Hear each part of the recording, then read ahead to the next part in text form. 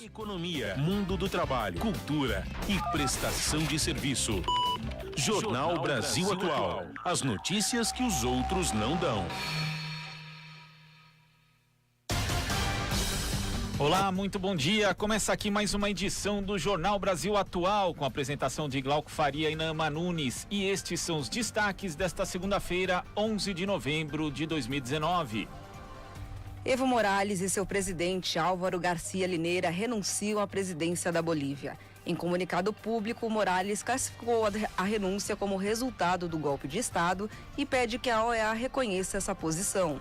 Presidentes do Senado e da Câmara dos Deputados também renunciam e Bolívia se encontra em um vazio de poder.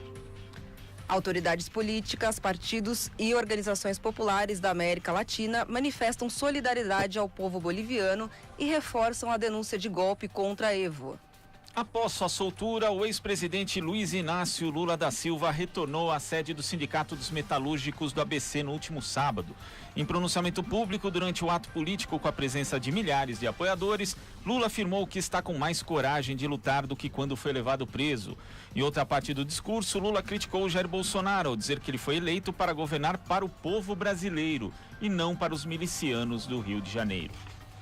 O ministro da Justiça, Sérgio Moro, se contrapõe ao STF e sugere pressão sobre o Congresso para aprovar a PL que possibilita a volta da prisão logo após a condenação em segunda instância.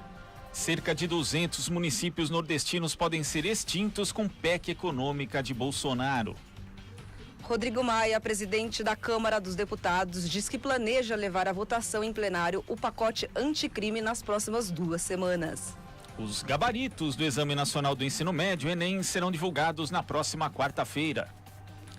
Fragmentos de óleo foram encontrados na cidade de Linhares, no estado do Espírito Santo, neste final de semana. Esta é a segunda localidade capixaba atingida pelo produto. Socialistas vencem eleições gerais na Espanha sem maioria consolidada. O partido Vox, de extrema-direita, mas que dobra seu número de assentos no Congresso. Futebol. No sábado, o Santos venceu o Goiás no Serra Dourada por 3-0, reduzindo para 3 pontos a diferença para o vice-líder Palmeiras, que empatou com o Corinthians no Pacaembu em 1-1. Ontem o Internacional venceu o Fluminense por 2-1 no Beira-Rio e o Cruzeiro não passou de um empate no Clássico Mineiro com o Atlético. E o São Paulo perdeu para o Atlético Paranaense no Morumbi por 1-0. E o Fortaleza venceu o Clássico contra o Ceará no Castelão por 1-0. De virada, o líder Flamengo venceu o Bahia por 3-1 e a Chapecoense perdeu para o Grêmio na Arena Condá por 1-0. O CSA perdeu para o Vasco no Rei Pelé por 3-0. E hoje, às 8 da noite, o Botafogo enfrenta o Avaí no Engenhão, fechando a 32ª rodada do Brasileirão. E mais as principais notícias da política, da economia, do mundo do trabalho, esportes e cultura. São 7h03. Horário de Brasília. Participe do Jornal Brasil Atual por meio dos nossos canais. Por e-mail, redacão@jornalbrasilatual.com.br. Nas redes sociais, o nosso Facebook é facebook.com/Rádio Brasil Atual. No Instagram, @Rádio Brasil Atual. E no Twitter, @RA Brasil Atual. Ou ainda pelo nosso WhatsApp, pelo número 11 96893 7672. Inscreva-se também no nosso canal no YouTube. O nosso site é radiobrasilatual.com.br. Esta é a Rádio Brasil Atual. Na Rádio Brasil Atual, tempo e temperatura. Com a intensificação de ventos marítimos, a umidade fica alta e o tempo fica estável na região de Sorocaba, no Vale do Ribeira, no Vale do Paraíba e em todo o litoral paulista. A Grande São Paulo fica em atenção para a possibilidade de chuva persistente e volumosa, que deve trazer alguns transtornos no decorrer do dia. No centro, oeste e no norte do estado, ocorrem aberturas de sol e a sensação é de tempo abafado. Chove de forma isolada pela manhã e novamente entre o final da tarde e a noite. No momento, os termômetros marcam 18 graus na capital paulista, onde a máxima é de 22. Em São Bernardo do Campo, a temperatura é de 17 graus e a máxima prevista é de 20. Na cidade de Santos, os termômetros registram agora 19 graus, com máxima de 24. Já Mogi das Cruzes tem temperatura de 17 graus neste momento. A máxima é de 21 graus. Os termômetros em Catanduva registram 18 graus agora e a máxima é de 28.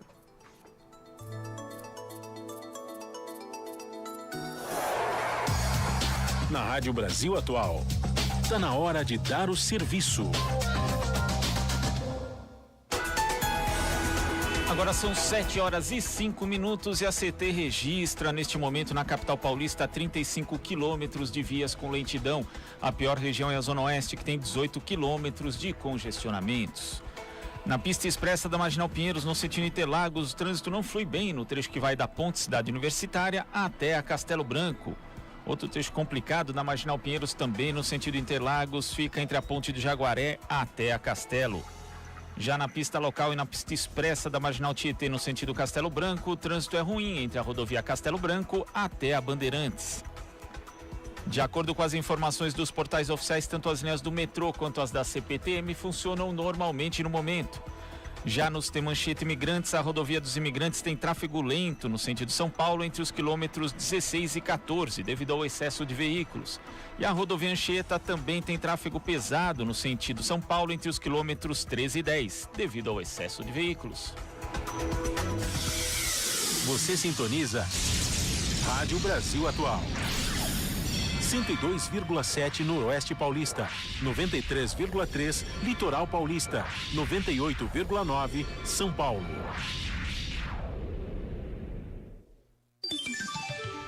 Agora são 7 horas e 6 minutos e nós fazemos contato com o analista internacional e consultor Amaury Chamorro. Bom dia, Chamorro. Bom dia, tudo bem? Tudo conturbado, né, Chamorro? Ontem a gente teve aí a deflagração de um golpe de Estado, né? Embora veículos da mídia tradicional aqui do Brasil e de outros lugares queiram minimizar, usar eufemismos, mas a verdade é que o presidente Evo Morales foi forçado a renunciar. Depois tivemos também a renúncia do seu vice, dos presidentes da Câmara e do Senado, e de governadores, prefeitos, também diplomatas. Como que você vê essa situação na Bolívia, Chamorro? Bom, é a ação direta das forças conservadoras do nosso continente, que não aceitam mais que a democracia escute a voz do povo e ganhe a eleição as forças progressistas do nosso continente, né? O presidente Evo Morales ganhou a eleição no primeiro turno com uma diferença muito pequena, muito estreita. A Organização dos Estados Americanos disse que não haveria forma de comprovação que ele ganhou com margem tão estreita, então imediatamente o presidente falou, ok, então vamos convocar eleições, vamos chamar a eleição. E a direita boliviana não aceitou a realização de uma nova eleição e também não quis sequer recontar os votos da eleição. Então sabemos que isso, por onde isso vai, né? Sabendo que se a direita tivesse capacidade de vencer uma eleição, teria ido para a eleição. Só que o que eles querem realmente, nesse momento, é impedir a continuidade de um processo de transformação que foi implementado na Bolívia depois de 12 anos de governo do presidente Evo Morales, que conseguiu um dos melhores indicadores macroeconômicos da história da nossa região, inclusive mundialmente reconhecido, um país que fez tanto e é tão reconhecido, obviamente tirou, né, do poder a direita que há 500 anos governou basicamente o país e agora já há 12 anos tinha que chamar o indígena de seu senhor presidente. É o que eu falo, né? Eles não é uma questão econômica, porque nunca a economia do país esteve tão bem. É uma questão realmente de classe. E o que nós vemos na Bolívia, inclusive, não é só apenas uma disputa de classe. O que a gente vê também há uma ação de perseguição racial muito grande, há uma perseguição específica contra os indígenas, a agressão contra mulheres que na rua, que vestidas indígenas, pessoas que se identificam como aimaras, como quichuas, distintas nacionalidades da Bolívia, que estão sendo perseguidas, estão sendo agredidas, sequestradas, são amarradas aos postes, são torturadas em vias públicas. Então, há uma situação muito complicada de geração de terror no país, justamente para impedir que essas forças progressistas que ganhariam novamente uma eleição participem da eleição, que vai ser realizada de qualquer maneira, porque vão ter que convocar novas eleições. Então, o que eles querem é impedir que o progressismo possa novamente participar e ganhar uma eleição. A gente teve, né, Chamorro, o caso da prefeita Patrícia Arce, do mesmo partido do Evo Morales, do Movimento ao Socialismo, que foi aí torturada e humilhada, né, por milícias, obrigada ali a desfilar pintada na rua. E a gente teve aí também o relato de episódios de atentados, enfim, essas milícias que se formaram ali na Bolívia, de cunho de extrema-direita, como você falou, elas têm esse cunho racista, né? Porque elas se dirigem especialmente contra um segmento da população, um segmento indígena, e também é de uma violência bastante extrema, Chamorro. Absolutamente. Esses grupos esse grupo que eles chamam de comitês cívicos, né? São grupos paramilitares dos partidos políticos de direita que perderam a eleição. E esses grupos paramilitares, esses são comitês, eles foram os que trabalharam muito fortemente para dividir o país em dois países. Lembremos do caso da Meia-Lua, que foi durante o começo do governo do presidente Evo Morales, quando a direita já se deu conta que não teria condições de ganhar as eleições na Bolívia contra o presidente Evo Morales, decidiu criar um novo país, que a sua capital seria Santa Cruz, que é quase de fronteira com o Brasil. Então, nessa região, essas forças tentaram, através de ações praticamente paramilitares, de violência, com milícias, se separar da Bolívia. Então, eles são que estão nas ruas novamente contra as pessoas, agredindo, gerando feridos, inclusive já informação de 3 assassinados. Então, a situação é muito, muito violenta na Bolívia, né? Eu estou em contato com alguns amigos meus, gente de diversas orientações de organizações sociais, inclusive sindicais, que estão escondidas, porque sabem que esses grupos armados estão caçando, a palavra que eles usaram é caçando, eles estão caçando as pessoas para evitar a reorganização dessa força política para poder disputar a eleição. E no fundo é isso, o que eles querem é impedir que a esquerda possa participar de uma eleição novamente e que ganhe novamente essa eleição. E ontem também uma imagem que viralizou foi justamente de um dos líderes, né, desses comitês, aí, talvez a figura mais influente, o Fernando Camacho, ali sobre uma bandeira da Bolívia com uma Bíblia em cima. Dentro, né? Do palácio. Dentro do Palácio de Queimados. Então, quer dizer... Há uma também, é difícil dizer, mas a gente tem que dizer, mas há também uma influência muito forte das igrejas evangélicas, apoiando e organizando os seus seguidores neste processo, né? As nacionalidades indígenas, elas têm uma cosmovisão diferente das igrejas evangélicas, ou seja, eles acreditam na Pachamama, eles têm a sua religião, a sua religião ancestral, e esses grupos tentam combater essa religião ancestral. Então, eles são muito vinculados a essas forças conservadoras políticas para restabelecer uma nova ordem na Bolívia, obviamente vinculada à questão da Bíblia, à questão conservadora, para tentar, de uma vez por todas, acabar com essa história de resistência indígena no país, né? Por isso, eles estão queimando a Huipala. A Huipala é aquela bandeira que parece um arco-íris, que é a bandeira que representa as comunidades ancestrais, as nacionalidades ancestrais da Bolívia, não só da Bolívia, mas da região andina, de toda a América. Ela é representada pela Huipala. E a Huipala é utilizada na Bolívia, dentro do governo, oficializou como uma das bandeiras oficiais do Estado boliviano plurinacional. Então, o que eles estão fazendo é queimando essa Huipala no momento que eles estão orando com a Bíblia na mão, eles estão queimando a Huipala como uma dessas manifestações mais radicais religiosas de perseguição, isso que a gente já viu e que tanto dano fez ao mundo, né? Agora, o Camacho, no caso, ele não pertence a nenhum partido político, ele está liderando aí esse movimento, né? Essas milícias, na prática, que tem essa reação violenta contra o governo do Evo Morales. Como que o Carlos Mesa se posiciona em relação a isso, né? Já que ele é um beneficiário direto também disso. Existe aí uma articulação, e eu queria também saber, Chamorro, da interferência externa. A gente pode detectar sinais aí de interferência externa nessa situação da Bolívia hoje? Olha, O primeiro, Carlos Messa, ele é o grande beneficiário disso tudo, né? É o que eu te disse. Esses grupos chamados grupos espontâneos, né, da sociedade civil que saíram para a rua reclamar contra o governo do Evo Morales, isso não há espontaneidade, são grupos armados, são milícias, gente que recebe salário e que sempre atuou de maneira violenta no país. Como eles trabalham? Então eles assumem também o ônus da violência, eles assumem o ônus da desestabilização para poder permitir que os partidos de direita, então, sejam a única opção no momento de restabelecer a ordem pública. Então eu crio grupos paramilitares milicianos que saem para a rua, queimam, destroem o país, torturam, e eles são os responsáveis por tudo que está acontecendo. Porém, não há possibilidade, então, de restabelecer a ordem, nem que os partidos progressistas possam disputar uma eleição. Qual é a única opção que fica? A direita que perdeu nas urnas. Isso por um lado. Segundo, onde está a OEA, onde está o Magro, está os Estados Unidos, em toda a América Latina. Lembremos que a Bolívia chegou a ter um presidente que sequer falava espanhol, ele só falava inglês, ele nunca tinha morado na Bolívia, ele morava nos Estados Unidos. Então há um processo de desestabilização importante, não só por uma questão econômica, mas sim por uma questão política. A Bolívia, que tem um dos principais, os melhores indicadores econômicos de desenvolvimento humano da história da América Latina, era um símbolo de resistência do progressismo latino-americano.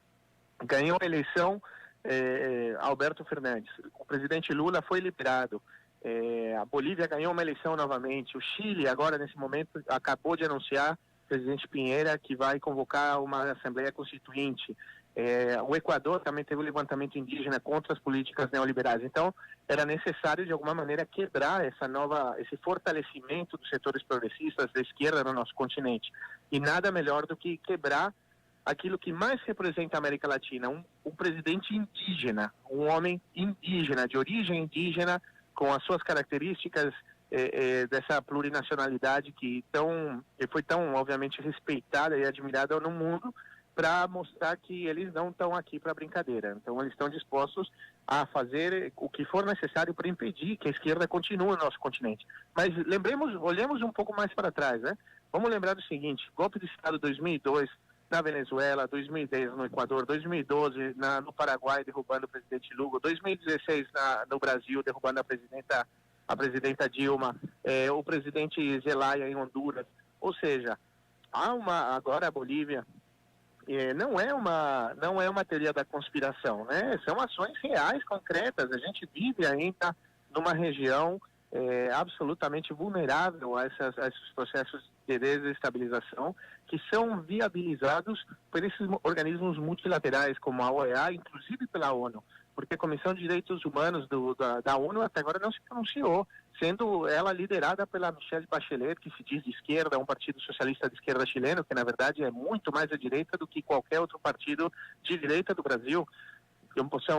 É impressionante o que aconteceu no nosso continente, e até agora esses organismos que são organismos que atuam pelo benefício de criar esse ambiente, de tentar legalizar, ou tentar dar um ar de legalidade, né, a esses processos de desestabilização, sempre se posicionam contra a esquerda para implementar esse tipo de golpe de Estado.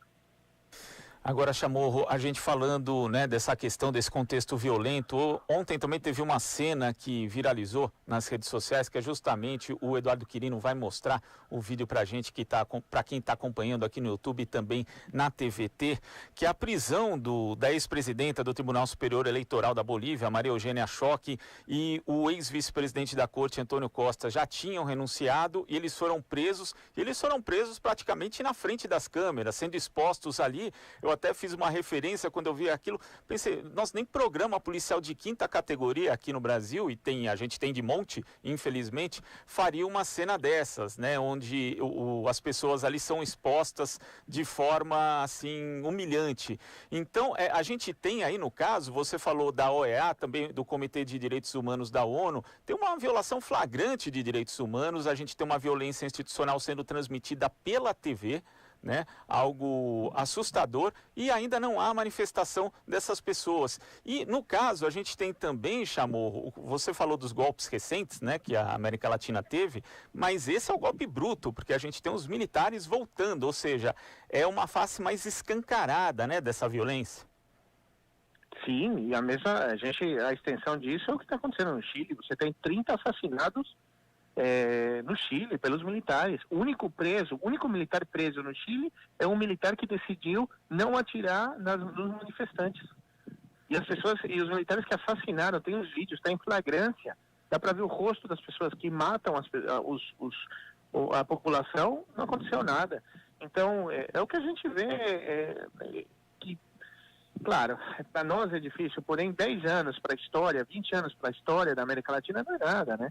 Então, a gente vê que as instituições dos países, inclusive as Forças Armadas, não entenderam as mudanças que aconteceram. Não é que não entenderam, não estão de acordo com elas, né? Porque elas são organizações, assim como no Brasil, que funcionam para manter o status quo. Então, a gente vê que há ainda muito para se trabalhar no nosso continente, há muita luta pela frente, encontrando, obviamente, sempre na democracia, no Estado de Direito, o mecanismo de mudar o país, de mudar o destino da nossa América Latina, mas rompendo esse Estado de Direito que se sustentam essas ações de desestabilização e, obviamente, o silêncio da OEA, o silêncio conivente do Conselho de Direitos Humanos da ONU, estão de mão dadas com esse processo de desestabilização. E você vê alguma possibilidade de haver uma mediação para a saída desse impasse com a ajuda dos países vizinhos? Porque a gente já vê, por exemplo, a manifestação... Não há impasse, acabou o governo, não há impasse. Simplesmente foi derrotada. A esquerda foi derrotada nesse momento na Bolívia através de um golpe de Estado militar. Não há um impasse. O impasse agora é permitir a saída do presidente Evo Morales e dos membros do país, do MAS, né, do Movimento ao Socialismo, e daqueles que, de alguma maneira, têm sido presos, estão sido detidos de maneira ilegal. Vamos ver se isso acontece. Mas eu acho que vai ser muito difícil. E no caso dos países vizinhos, por exemplo, a gente tem a reação do presidente Jair Bolsonaro, que meio que aqueceu, achou que quis dizer que o Evo teria acavado a sua própria cova, politicamente no caso. Mas já o Alberto Fernandes condenou de forma veemente o golpe sofrido por Evo Morales. Como ficam os países vizinhos em relação à Bolívia? Eles não têm nenhuma condição, na verdade, de ajudar, né? A Argentina, o México está ajudando muito, né?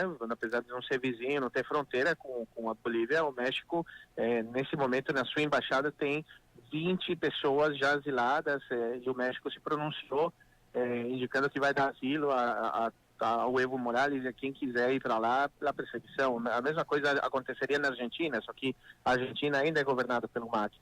Então, o Bolsonaro é um palhaço, né? Um fantoche, não dá para considerar absolutamente nada do que ele fala, e obviamente é um golpista, é uma pessoa pró-tortura, pró-assassinato, pró-violência, então não dá para esperar nada de uma pessoa assim. Tá certo, Chamorro. A gente agradece aqui a sua participação e vamos acompanhando aí a situação da Bolívia, que é conturbada e que diz respeito a todo o continente, né, Chamorro? Não, obrigado a você. Um abraço. Abraço. Conversamos aqui com o consultor e analista internacional Amaury Chamorro. Você está ouvindo Jornal Brasil Atual. As notícias que os outros não dão. Agora são 7h23. No discurso histórico em frente ao Sindicato dos Metalúrgicos do ABC no último sábado, um dia após deixar a carceragem da Polícia Federal em Curitiba, o ex-presidente Luiz Inácio Lula da Silva demonstrou, além de bom humor e vitalidade, disposição para retomar a luta política interrompida há 580 dias. Com a presença de lideranças de vários partidos, movimentos sociais e estudantis, o ex-presidente disse que saiu do cárcere com muito mais coragem de lutar. Será que o Lula vai sair com ódio de lá? Será que o Lula vai sair mais radicalizado de lá? Será que o Lula vai querer vingança? Não quero nada. Eu quero construir este país com a mesma alegria que nós construímos quando nós governamos esse país. O meu sonho não é resolver os meus problemas. Eu hoje sou um cara que não tem emprego, presidente não tem aposentadoria, não tenho nem televisão eu tenho no meu apartamento, minha vida está toda bloqueada. A única coisa que eu tenho certeza, eu estou com mais coragem de lutar do que quando eu saí daqui. Lutar para tentar recuperar o orgulho da gente ser brasileiro. Lutar para que as mulheres possam levar os seus filhos no supermercado e comprar o suficiente para eles comerem. Lutar para que o trabalhador possa ter um emprego com carteira assinada e leve para casa no final do mês o dinheiro para garantir a alimentação da sua família. Lutar para que o trabalhador possa ter o direito de ir a um cinema, de ir a um teatro, de ter um carro, de ter uma televisão, de ter um computador, de ter um celular, de ir no restaurante e de poder, todo final de semana, reunir a família, fazer um puta de um churrasco, tomar uma puta de uma cervejinha gelada, sabe?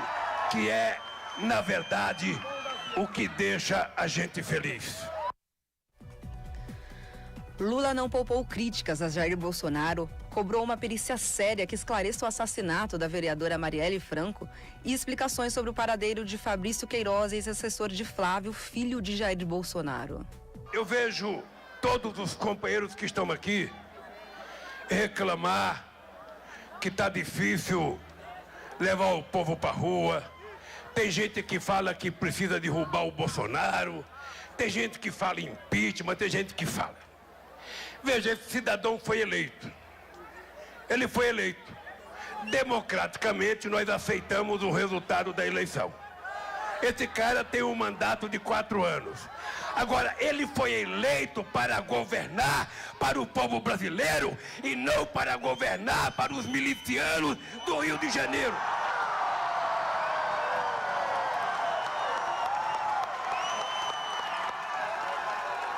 Ele não pode fazer investigação do que eles fizeram para matar a Marielle. Não é a gravação do filho dele que vale. É preciso que haja uma perícia séria para que a gente saiba definitivamente quem foi que matou a nossa guerreira chamada Marielle, a grande vereadora do Rio de Janeiro, a grande companheira defensora das mulheres. Ele tem que explicar aonde é que está o Queiroz. Ele tem que explicar aonde é que ele construiu um patrimônio de 17 casas. Eu fui deputado, eu fui presidente. E se me virarem para a bunda para baixo, não vai cair uma moeda no meu bolso. Eu quero saber como é que esses caras juntam dinheiro. Eu quero que ele explique por que eles estão falando que não vão aumentar mais o salário mínimo durante 2 anos. Eu quero que eles expliquem porque querem destruir a nossa Petrobras, o BNDES, o Banco do Brasil, a Caixa Econômica Federal. Sabe por quê? Sabe por quê? Se você pegar a vida dele, você vai perceber que enquanto eu, com 13 anos de idade, estava na fábrica de parafusos Mates, na Vila Carioca, cortando ferro numa prensa, para depois ir para o Senai fazer um curso de torneiro mecânico. Enquanto eu estava na Frismol do Car, na Vila Carioca, trabalhando, na Metalúrgica Independência, ele arrumou um jeito de não trabalhar. Ele foi fazer o serviço militar. O ex-presidente revelou que se prepara para voltar a percorrer o país e ver de perto a situação da população brasileira. Eu estou disposto a voltar a andar por esse país. Eu estou disposto, junto com o Haddad, com o Freixo, com a Luciana do PCdoB, com a Benedita, com a Gleite, com os dirigentes sindicais, a percorrer esse país. Estou disposto a percorrer esse país com os dirigentes sindicais. Porque não é possível que a gente viva nesse país vendo cada dia mais os ricos ficar mais ricos e os pobres ficarem mais pobres. Essa semana eu peguei uma revista chamada Revista Forbes, que eu vi o Eduardo Moreira fazer um programa no canal do YouTube dele, falando dos 200 mais ricos do Brasil. 200 pessoas no Brasil têm mais dinheiro do que 100 milhões de pessoas. E essa gente, por incrível que pareça, não mora no Brasil. Essa gente, por incrível que pareça, estão tentando investir em algumas pessoas no Brasil para criar uma nova classe dirigente, financiada pelo dono da Ambev, financiada pela XP, financiado pelo Banco Itaú, financiado pelo Bradesco, financiado pelo Santander. Nós não temos nada contra essa gente. O que nós queremos é gente formada no meio do povo brasileiro. Gente que conheça como é que mora o pessoal numa palafita, como é que mora o pessoal numa favela, como é que mora o pessoal nos bairros mais empobrecidos desse país. E aí, quando a gente tiver esse governante, a gente vai poder consertar o país. Lula criticou os canais de televisão aberto e disse que fará um pronunciamento à nação dentro de aproximadamente 20 dias. Ele falou que vai escrever com calma para que não digam que ele está com ódio e que hoje, aos 74 anos, tem a energia de 30 anos e tesão de 20. E eu quero dizer para vocês que aos 74 anos de idade, eu não tenho o direito de ter ódio mais no meu coração. Não tenho. Eu, na verdade, não sabia que eu ia me apaixonar aos 74 anos de idade. Então, agora que eu tô com 74 anos de idade, energia de 30 e tesão de mais ou menos 20 anos, eu não tenho por que ficar nervoso. Eu tô de bem com a vida e vou lutar nesse país. Eu só quero que vocês saibam, a única coisa que me motiva nesse país é que nós já provamos que é possível governar para o povo mais necessitado. Nós provamos que é possível colocar o pobre na universidade. Nós provamos que é possível colocar o povo nas escolas técnicas. Nós provamos que é possível melhorar o ensino fundamental. Nós provamos que em 12 anos geramos 22 milhões de empregos com carteira profissional assinada. Eu tenho certeza, Haddad, que se a gente tivesse no governo, a Ford não teria fechado. Os metalúrgicos sabem que no nosso mandato, nós criamos praticamente, só na área metalúrgica, mais de 1 milhão de empregos nesse país. O ex-presidente chamou ao seu lado seus advogados, Cristiano Zanin e Valesca Teixeira, e comentou sobre os próximos passos de sua defesa no judiciário. Lula disse que Moro e Dallagnol são mentirosos. Nós ainda não ganhamos nada, porque o que nós queremos agora é que seja julgado um habeas corpus, que nós demos entrada no Supremo Tribunal Federal, anulando todos os processos feitos contra mim. Porque agora já existe argumento suficiente para provar. E falo isso sem nenhum rancor. O Moro é mentiroso. O Dallagnol é mentiroso. Não é por causa da Intercept, é por causa do que eles escreveram na minha defesa. Tudo que o Intercept está falando agora já está escrito na minha defesa há 4 anos atrás. E só tem uma explicação para que eles façam esse processo. Foi para me tirar da disputa eleitoral. O que eles não sabem, gente, é que um povo como vocês não depende de uma pessoa. Vocês dependem do coletivo. caçaram o Lula e o Haddad quase é eleito presidente da República se não tivesse mentido. E eu tenho certeza que se a gente tiver juízo e se a gente souber trabalhar direitinho, em 2022, a chamada esquerda que o Bolsonaro tem tanto medo vai derrotar a ultradireita que nós tanto queremos derrotar. Quando a multidão que acompanhava seu discurso ensaiou um coro ofensivo dirigido a Bolsonaro, como aquele dirigido a Dilma Rousseff em 2014, na abertura da Copa do Mundo, Lula interrompeu. A gente não tem que falar palavrão pro Bolsonaro, não. Ele já é o palavrão. Não tem que falar. Tem que falar porque, sabe, a gente não pode fazer o jogo rasteiro, as piadas, as brincadeiras, as hienas, os leões, aquele leão que ele apresentou, cara, era aquele leão velho, todo escarafunchado.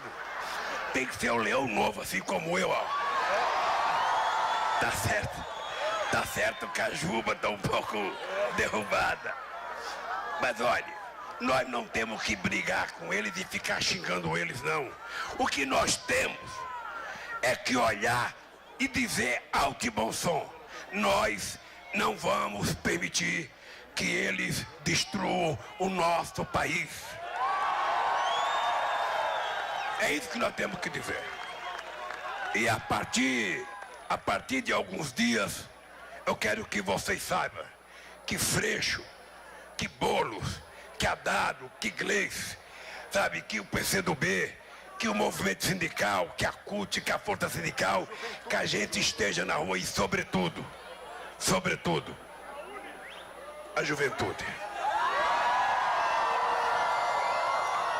Olha, a juventude obriga agora, ou o futuro será pesadelo.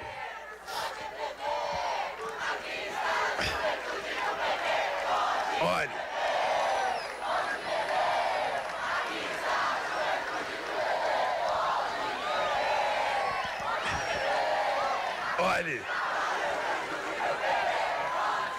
nós vamos fazer muita luta. E luta não é ir um dia, depois passar 3 meses e votar, não. Luta é todo dia. É todo dia. É todo dia.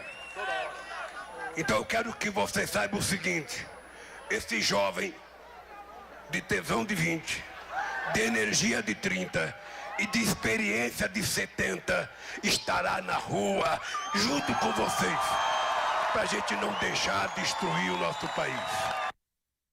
Você está ouvindo Jornal Brasil Atual. As notícias que os outros não dão. Agora são 7h37 e fazemos contato com Martir Silva, ela que é advogada, professora e integrante da Associação Brasileira de Juristas pela Democracia, BJD. Bom dia, Martir. Bom dia, Glauco. Bom dia. Então, Martir, a gente estava acompanhando há pouco aqui o primeiro pronunciamento do ex-presidente Lula após, primeiro não, é o segundo, na verdade, porque teve um logo após a saída dele da prisão e agora esse no sábado. Isso, exatamente, esse do sábado, que foi na sede do Sindicato dos Metalúrgicos do ABC.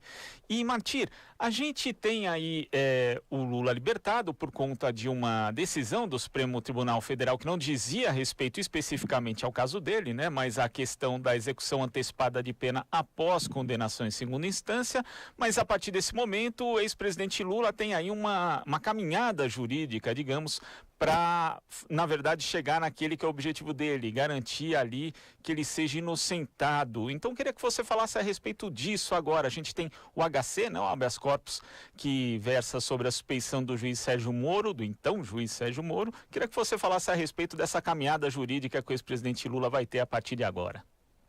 Então, Glauco, o que aconteceu, essa decisão do STF, na verdade, bastante esperada pelo Brasil inteiro, pelo sistema de justiça, porque, como você bem disse, não envolvia diretamente o presidente Lula, mas envolvia um princípio constitucional que estava sendo inaplicado, mas para o presidente Lula, a questão fundamental que se coloca hoje, do ponto de vista jurídico, porque ele não teve uma acusação regular, um julgamento adequado, com todas as condições de defesa, e a decisão também muito pautada nas fraudes, nas mentiras, nos conluios, né, no âmbito da Operação Lava Jato. E agora esse HC que defende a tese de suspeição do juiz Sérgio Moro, ele é fundamental. A decisão sobre ele é vital para o direcionamento do processo que envolve o presidente Lula. Por quê? Porque é essa suspeição que vai definitivamente caracterizar a inadequação, o tribunal de exceção que se estabeleceu contra o presidente Lula, a perseguição jurídica.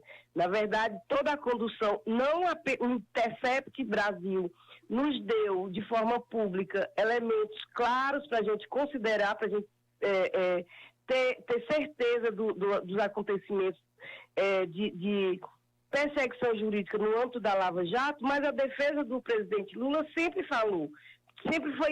denunciou impedimentos de atuação. Então, houve não apenas o impedimento da defesa do presidente Lula, mas houve também fraude dentro do processo.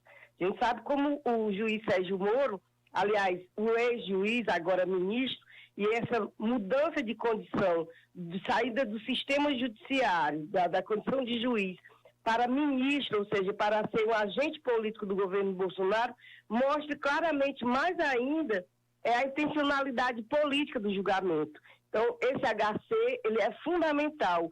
E, embora eu tenha a opinião, e é uma opinião que eu abraço dos grandes juristas, o julgamento ele não deve se pautar pela condução política das conjunturas, mas o povo brasileiro precisa ficar atento a condução desse HC, né?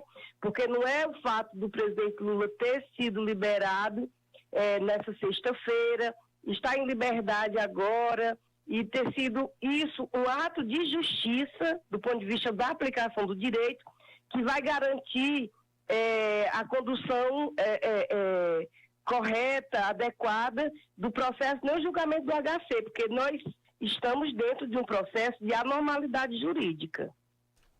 Agora, no caso do julgamento desse HC, ele, caso seja aceito, né, vai ser julgado pela segunda turma ali do Supremo Tribunal Federal, o processo contra o ex-presidente Lula, no caso do sítio, né, aliás, do triplex do Guarujá, seria anulado, teria que voltar à estaca zero.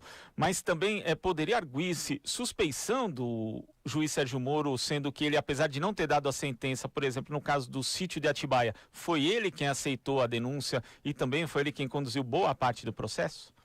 Claro que sim, exatamente por isso.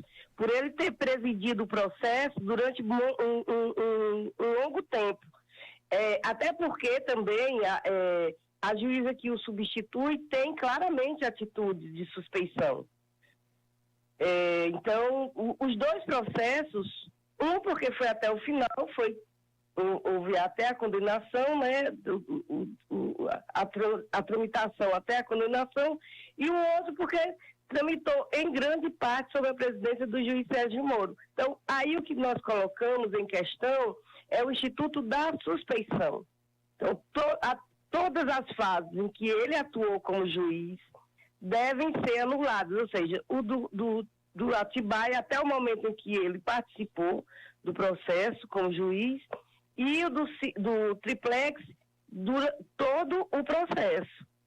Todo o processo, anulando, inclusive, perdendo-se os efeitos, inclusive, evidentemente, até da condenação em segundo grau, né? Você teria que voltar para a fase inicial e um outro juiz, já que ele foi suspeito e também não está mais na condição de juiz, pudesse presidir todo o processo judicial, assegurando as devidas condições processuais, que não foi assegurado no primeiro julgamento. Agora, no caso desse HC, o ministro Gilmar Mendes, ele pediu vista, né, mais tempo ali para ter uma análise do processo, e a segunda turma do STF até 17 de dezembro, quando existe aí o recesso do Judiciário, tem mais 6 sessões marcadas. Com o ex-presidente Lula em liberdade, você acredita que a pressão para que esse HC seja julgado vai ser menor? É possível que esse habeas corpus vá ser julgado só no ano que vem? Olha, pelo rito processual é possível que ele seja julgado só no ano que vem. Só no ano que vem. Mas a grande preocupação é que a sociedade precisa estar presente e atenta para a condução do Poder Judiciário. Quer dizer, essa decisão do STF sobre a prisão em segunda instância, que ela já é estranha por si, porque é uma questão, uma garantia constitucional que não precisava nem ser objeto dessa celeuma jurídica toda, desse julgamento, mas todo o processo, toda a questão jurídica que envolve a figura do ex-presidente Lula, ela também tem uma condição política, nós sabemos disso. E nós sabemos que o Poder Judiciário foi um protagonista importante em todos esses momentos políticos pelo qual o Brasil passou desde 2016, desde o impeachment.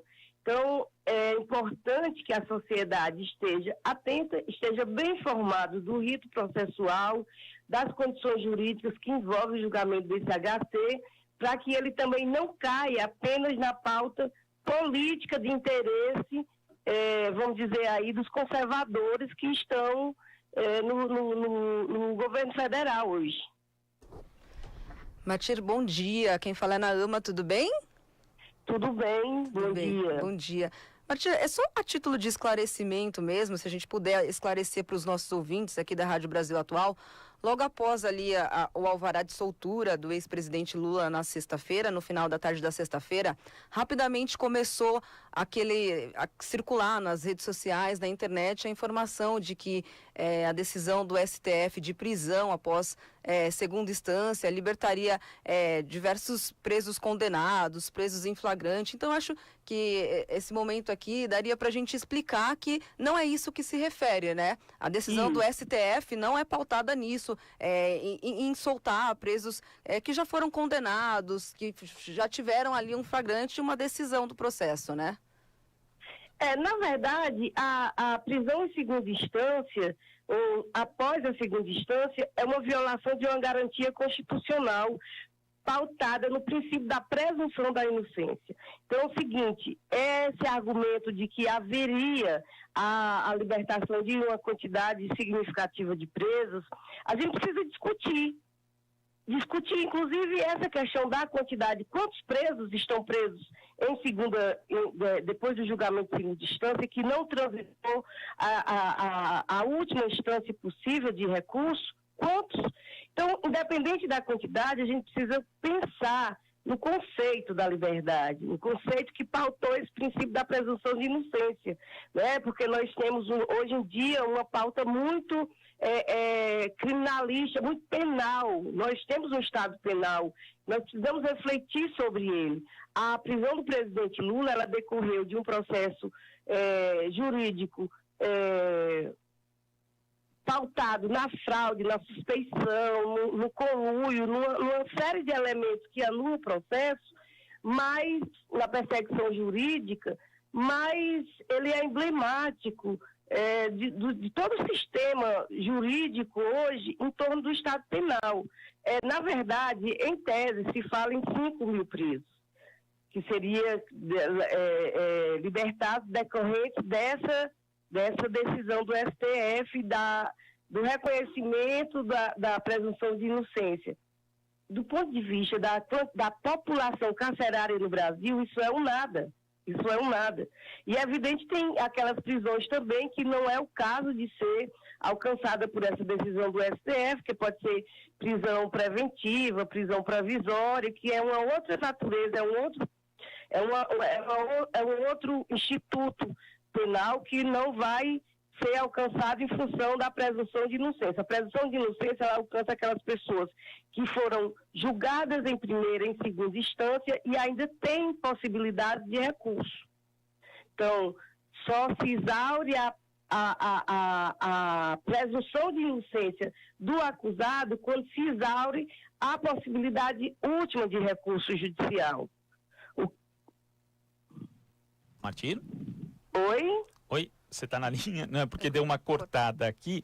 Martir, eu queria perguntar para você o seguinte, a sua avaliação em relação ao que o Congresso Nacional vem discutindo de uma PEC justamente para permitir, né, a execução antecipada de pena após aí a condenação em segunda instância. Você acha isso possível? Até porque tem muitos juristas que avaliam como isso, na verdade, alteraria a chamada cláusula pétrea da Constituição.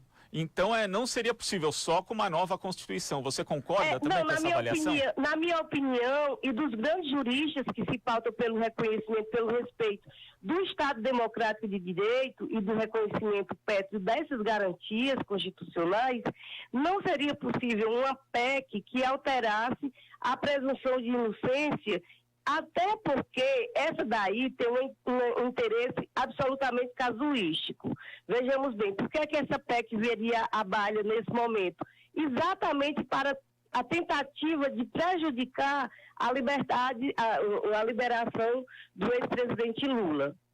No sentido de que, havendo uma PEC, ela sendo aprovada a toque de caixa, rapidamente, eu vi falar, eles estão reunidos hoje, né, alguns parlamentares que têm essa linha de interesse já estão se reunindo hoje, como se fosse um plantão, e pretendendo imediatamente apresentar e votar em regime de urgência uma PEC nesse sentido.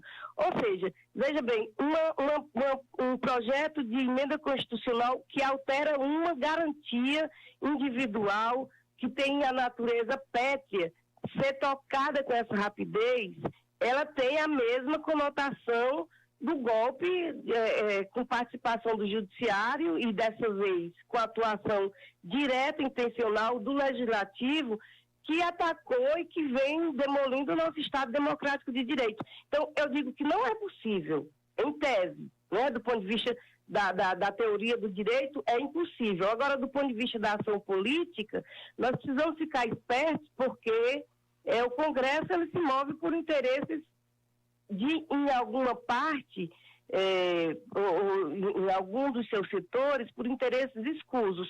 Um desses interesses é realmente manter, dar caráter definitivo à condenação contra o ex-presidente Lula. Tá certo, Martir. Muito obrigado pela sua participação e até a próxima.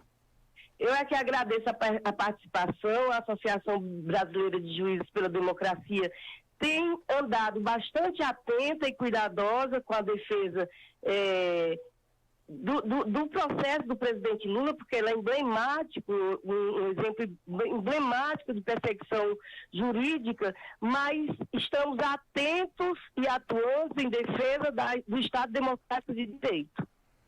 Tá certo. Grande abraço. Um abraço. Conversamos aqui com a advogada, professora, integrante da Associação Brasileira de Juristas pela Democracia, BJD, Martir Silva. Esta é a Rádio Brasil Atual. A TVT e a Rádio Brasil Atual são hoje o maior espaço democrático das rádios e TVs abertas no Brasil. Diariamente damos voz e espaço aos cidadãos que realmente escrevem a história deste país nas mais diversas áreas. E esse espaço precisa ser ampliado para que mais pessoas possam receber as notícias que as outras emissoras não dão. Por isso, neste dia especial, a gente vem reforçar essa vontade de seguir adiante com muito mais força. Para isso, nós precisamos da sua ajuda. Acesse catarse.me/TVT e faça uma doação. É a sua parceria que vai ajudar a TVT e a Rádio Brasil Atual a tornar cada vez mais fortes os nossos sinais e alcance na rádio, na TV e nas redes sociais. TVT e Rádio Brasil Atual. Agora você tem alternativa. Vindo Jornal Brasil Atual. As notícias que os outros não dão. Agora são 7h53 e o Jornal Brasil Atual faz contato com o coordenador da Vigília Lula Livre, Roberto Baggio, dirigente também do MST. Bom dia, Baggio. Oi, bom dia. Bad, eu queria primeiro que você falasse, né? Hoje a gente tem aí o ex-presidente Lula fora da prisão e a vigília foi formada ali no dia 7 de abril do ano passado, ficou durante esses 580 dias nas proximidades da sede da Superintendência da Polícia Federal em Curitiba. Queria que você fizesse um balanço de como foram esses 580 dias ali de resistência, Bad. Olha, nós poderíamos dizer que foi três grandes momentos na história da resistência popular de Curitiba. O primeiro grande momento foi no dia da chegada. Quando o Lula chegou, tinha uma multidão que acolhia ele aqui. Então foi simbólico e muito forte perceber a presença humana acolhendo o presidente da República, Lula, nesse sequestro político feito pelas elites. E, logo em seguida, também é bem visível esse comportamento da nossa elite brasileira durante esses 500 anos. Usou de uma extrema violência para intimidar, para machucar e para não permitir que o povo acolhesse o presidente e ficasse próximo ao espaço da Polícia Federal. Então foi muita violência, 2 horas de violência. E nesse cenário, o presidente Lula chegou aqui às 21 horas. E das 21 até 23 foi violência, perseguição, gente machucada, esparramada, caída.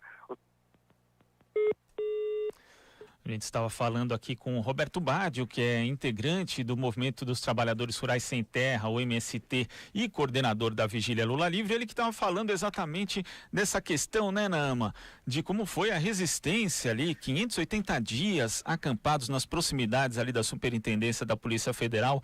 Não é pouca coisa, não. Muita luta, muita resistência, né? Você tem ali que realmente se abdicaram, né, de muitas coisas, dos seus afazeres, para ficar realmente ali prestando essa solidariedade ao ex-presidente, né? Inclusive, quando ele saiu, ele falou da força da vigília, Sim. do quanto era bom ele receber o bom dia, o boa noite, o boa tarde, que toda vez que eles pronunciavam ali, faziam, né, o bom dia, boa tarde, ele acendia uma luzinha, né, lá dentro da... Para sinalizar que estava sinalizar que havia uma luz ali. O pessoal. Exato. Que havia uma luz ali diante de toda aquela situação difícil que o ex-presidente saiu, né? Saiu com força, né, Glauco? Saiu com força, a gente vendo aí. E o pessoal lá teve muita força, eu acho que passa também, né? Muita força. Pro ex-presidente Lula, porque, de fato, quando você tem ali, como você falou, Nama, pessoas que alteram a sua rotina, alteram o seu dia a dia, abrem mão de muita coisa, abdicam, inclusive são perseguidas depois, Exatamente. né? São pessoas que, às vezes, por tomarem um posicionamento ali frente a uma situação, acabam sendo, inclusive, discriminadas. Mas também, e isso a gente até quer conversar com o Badio, a Ana está fazendo contato aqui, refazendo o contato com ele, porque eles encontraram também muita solidariedade, né? Sim, muita gente que foi visitar o ex-presidente Lula também foi na vigília, né? Várias personalidades do Brasil e do mundo. Eu me lembro de uma foto do Natal do ano passado, quando o Lula passou ali. Parece que já está na linha. Opa, deu certo. Vamos lá. Então, Badio, por favor, continue. Você estava falando dos 3 momentos ali que você achou que foram cruciais. Isso. Então, esse primeiro momento, o acolhimento massivo e uma repressão violenta, justamente para não permitir o acolhimento e a presença na vigília. Mas o simbólico é que nesse dia também, no meio desse conflito, dessa violência extrema, no final da violência nós decidimos erguer ao redor da Polícia Federal a resistência popular, e que ficou conhecido como Vigília Lula Livre. E foi nesse contexto que nasce a Vigília Lula Livre, e nesse contexto também é que se toma a decisão política, isso era 23 horas e 15 minutos, de nós erguer o acampamento, erguer a vigília, e o objetivo central da vigília era acompanhar o Lula até a sua liberdade, era fazer a pressão popular para que o Lula fosse solto. E com ele solto, nós encerraria a vigília. O segundo momento foram esses 579 dias de trabalho constante e permanente da vigília. Diariamente, o bom dia, o boa tarde, o boa noite, um conjunto de atividades culturais, atividades de mística, atividades de formação, atividades de espiritualidade, cursos, palestras, intercâmbios. Vocês imaginem o que seria organizar um espaço popular com, em média, 10... Voltamos a ter problema Tá. com a ligação com o Roberto Baggio. Provavelmente ele está em trânsito, né, Nama? E aí acaba caindo aí a ligação. Mas ele estava falando aqui justamente, né, foi de um momento de adversidade, da reação violenta, né, de alguns segmentos que a gente sabe que aqui no Brasil, infelizmente, tem uma parte da ultradireita que é bastante violenta, que tentou reprimir ali, não queria deixar as pessoas manifestarem o seu apoio ao ex-presidente Lula, e dentro dessa adversidade que nasceu ali a ideia de fazer a vigília. Exato. Teve até um momento que cogitaram a transferência do ex-presidente, né? Para desmobilizar o que foi feito ali. E a gente ele volta refaz aqui o contato com o Roberto Baggio. Pode continuar, Baggio. Tá bom. Então esses foram os 500 dias, esse período da resistência. E como resultado disso, nós achamos que nós experimentamos uma grande iniciativa popular de resistência, de construção, de aliança, até possibilitar a vitória. E o terceiro dia, que foi o dia, no dia 8, na sexta, que foi o dia que, com iniciativa de força popular, iniciativa jurídicas, de solidariedade nacional e de solidariedade internacional, esse conjunto de componentes conquista a liberdade do Lula.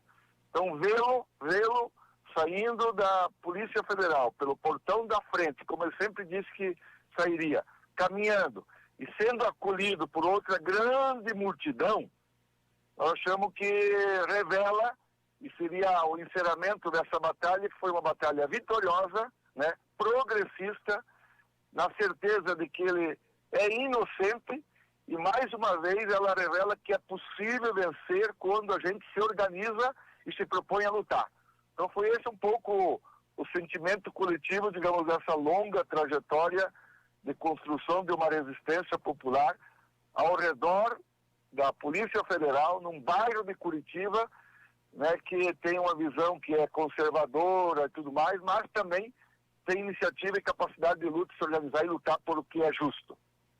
Agora, Baggio, você falou de algumas questões, a gente lembra, né, que durante esses 580 dias houve muitas adversidades, né, para a vigília, desde essa questão da violência que você falou, também houve hostilidades, houve questão judicial, questão de polícia, mas também houve aí um acolhimento grande de pessoas, né, inclusive várias personalidades que foram visitar o ex-presidente Lula, personalidades do Brasil e também do exterior, líderes políticos do mundo inteiro, foram até a vigília. Então, eu queria que você falasse dessas duas coisas, né? Tanto das adversidades ali que a vigília viveu, quanto desse lado bom, desse lado de acolhimento, de reconhecimento de pessoas ali que também defendiam a liberdade do ex-presidente Lula. Não, bem, é isso mesmo. Nós, todo dia na vigília era um combate.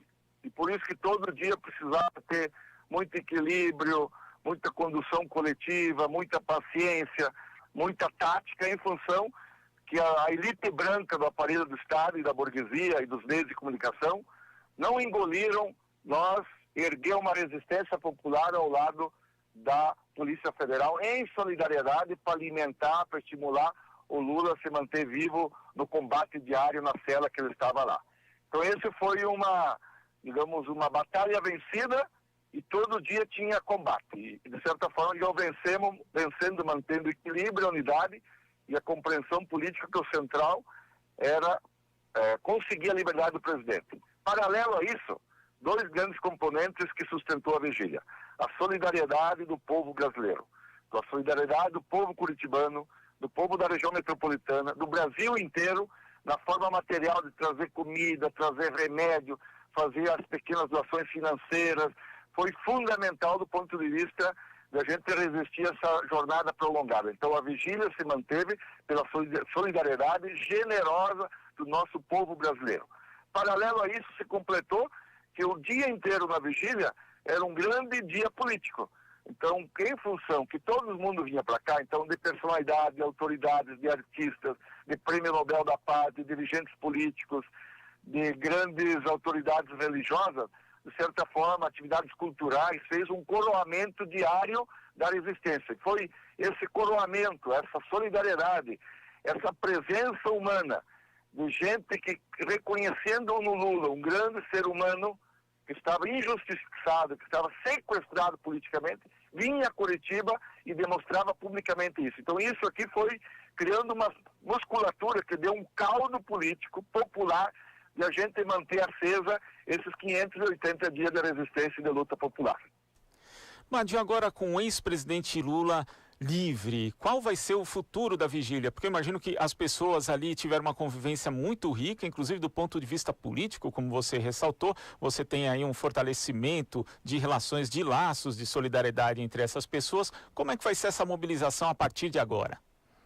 Olha, o que é o caldo, digamos, o que é o acúmulo histórico da vigília? Nós acumulamos uma estratégia popular de resistência. E todo mundo que passou na vigília, acredito eu, que são mais de 300, 400 mil pessoas que passaram na vigília durante, digamos, esse período que ela existiu aqui. Então, todas as pessoas que passaram na vigília, que ficaram uma semana, 15 dias ou um mês, ou as pessoas que ficaram um dia ou ficaram algumas horas, saíram daqui abastecidos do ideário de luta, de consciência, e experimentaram a possibilidade. Então, nós achamos que esse caldo de cultura, de acúmulo popular, vai ser utilizado para as novas batalhas que virão pela frente aí. Então, a liberdade do Lula foi uma batalha conjuntural vencida, que nós chamamos central, porque foi a batalha política central desse período histórico. Porque nesse período histórico é impossível nós ter ganhos corporativos pontuais de reforma agrária, de melhoria salarial, de direitos públicos ou de políticas públicas, em função que tem um modelo que quer nos destruir tudo. Então a vigília foi uma batalha política central. Então, e por isso que ela, de certa forma, uniu toda a esquerda brasileira e possibilitou nós ser vencedor nessa batalha. Agora, abre as outras tarefas do período histórico. Que tarefas são essas? Como a gente vai recuperar plenamente a democracia, como nós vamos erguer nesse país um projeto popular, aproveitando a riqueza que nós temos material, a riqueza de conhecimento, a serviço dos 200 milhões de brasileiros. E para isso tudo, nós precisamos erguer um grande processo popular de organização política que envolva os milhões de brasileiros. Somente isso não será possível enfrentar a violência das elites e do projeto das elites. Então, a vigília, de certa forma, ela alimentou um combustível que nós imaginamos que todos que passaram aqui, todos que experimentaram aqui, todas as forças partidárias desse país, todas as forças populares, todas as forças sindicais, a cultura popular e a espiritualidade pode se embebecer desse caldo de cultura e de resistência para fazer as batalhas pela frente. Então, eu acho que esse é o próximo passo da luta política brasileira. E tendo o Lula, que é a expressão coletiva de um projeto, é a síntese política do que nós acumulamos nos últimos 50 anos de luta, livre, no meio do povo, ele vai ser essa querosene azul que vai estar um passo à frente, onde os milhões e milhões de brasileiros vão se construindo, vão se organizando e vão participando para nós fazer as reformas estruturais populares que esse país precisa no próximo período histórico.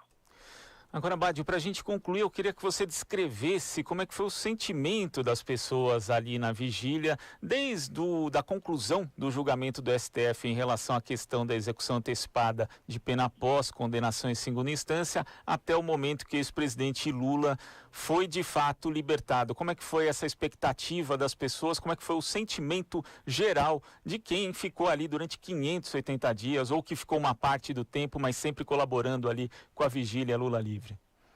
Olha, desde a origem, desde o começo, desde o 7 de abril, nós tínhamos consciência e nós se estruturamos também de fazer uma luta prolongada. E falamos assim, ó, nós vamos se estruturar para fazer uma luta prolongada para conseguir o nosso objetivo central, que é a liberdade de um ser humano sequestrado politicamente. Então nós se estruturamos do ponto de vista material, do ponto de vista humano, do ponto de vista político, do ponto de vista estratégico, para perseguir esse objetivo aí. Ficamos, nesses 580 dias, cuidando muito bem dessa estratégia para em nenhum momento ser derrotado politicamente.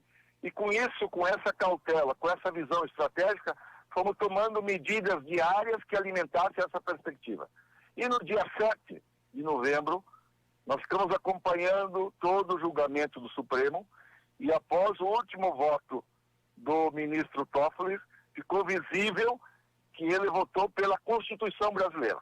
Não teve nenhum tipo de manobra. Ele só alimentou e exigiu que o que existe na Constituição vale para todos os brasileiros. Então, a partir do voto dele, criou um ambiente de esperança e de possibilidade da vitória. E a liberdade do Lula era questão de horas ou de dias. E passamos toda a noite do dia 11 de novembro, do dia 7 de novembro, esperando, imaginando, se articulando a noite toda para o grande momento do dia 8. Então, o dia 8, desde manhã, a vigília já estava tomada, caravanas de todas as regiões do Brasil vindo para cá, mandando mensagem, e aos poucos foi se agrupando, aglomerando uma grande multidão de militantes. Acreditamos nós que no dia 8 de novembro foi o dia com maior presença militante desses 500 dias. Nós estávamos ao redor aqui dos 10 mil militantes, todo mundo esperando e acolhendo e querendo abraçar o Lula. Então foi um momento assim muito especial, muito bonito, ele saindo e sendo carregado, abraçado pelos militantes que estavam aqui, né, recebendo ele pela conquista da liberdade.